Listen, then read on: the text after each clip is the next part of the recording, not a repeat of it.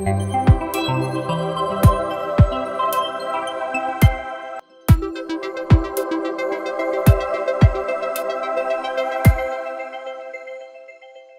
Everyone, welcome to driving Tamizha. 5 star ரேட்டிங்கிறது கார்கள் sales பண்ணுறதுக்கு மேஜரான ஒரு பாயிண்ட் அப்படின்னு சொல்லலாம். 5 ஸ்டார் ரேட்டிங் ரொம்ப முக்கியமான ஒரு விஷயந்தான்.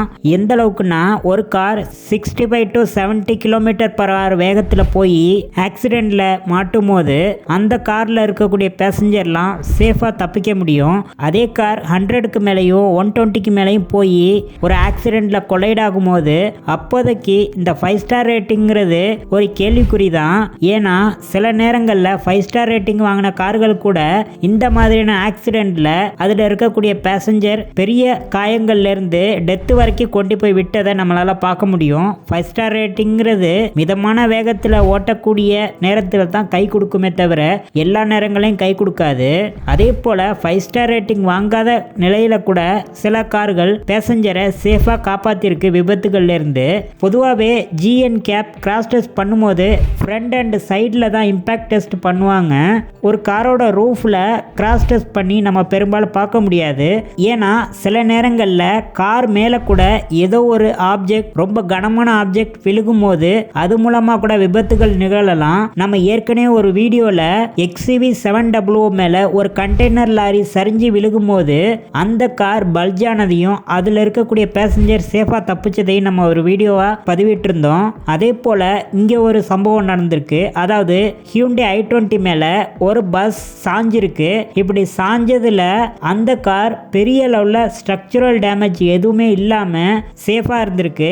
அன்ஃபார்ச்சுனேட்டாக அதுக்குள்ளே பேசஞ்சர் இல்லாமல் இருந்திருந்தாலும் கூட அந்த பஸ்ஸை அந்த காரை விட்டு எடுத்ததுக்கப்புறம் பெரிய லெவலில் பல்ஜோ ஸ்ட்ரக்சரல் டேமேஜோ இல்லாமல் இருக்கிறது முக்கியமான ஒரு பாயிண்டாக இங்கே நோட் பண்ணி ஆகணும். இன்னொரு விஷயம் என்னென்னா, இந்த HYUNDAI I20ங்கிறது நியூ ஜென் HYUNDAI I20 இல்லை, இது பழைய I20.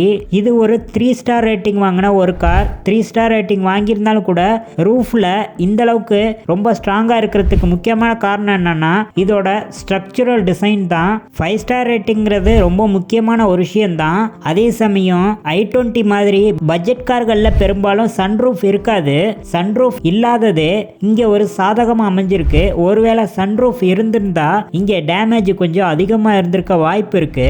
சன்ரூஃப்ங்கிறது ஒரு ஆடம்பரமா இருந்தாலும் அது சேஃப்டிக்கு அந்த அளவுக்கு முக்கியத்துவம் வாய்ந்தது இல்லை அப்படிங்கிறதையும் நம்ம புரிஞ்சுக்கணும். வருங்காலங்களில் வரக்கூடிய கார்களில் ஜிஎன் கேப்புக்கு பதிலாக இந்தியாவில் பாரத் என் கேப் அறிமுகப்படுத்தியிருக்காங்க. பாரத் என் கேப்ல ரூஃப்ல கிராஸ் டெஸ்ட்லாம் பண்ணுவாங்களா அப்படிங்கிறது நமக்கு தெரியாது. ஒருவேளை எல்லா பக்கமும் கிராஸ் டெஸ்ட் பண்ணி ஸ்டார் ரேட்டிங் கொடுத்தாங்கன்னா அதோட சேஃப்டிங்கிறது இன்னுமே அதிகரிக்கும்னு சொல்லலாம். இதே போல ஆட்டோமொபைல் சம்மந்தப்பட்ட வீடியோக்களை தொடர்ந்து பார்க்க driving Tamizha Facebook page and YouTube சேனலை சப்ஸ்கிரைப் பண்ணிக்கோங்க. நன்றி.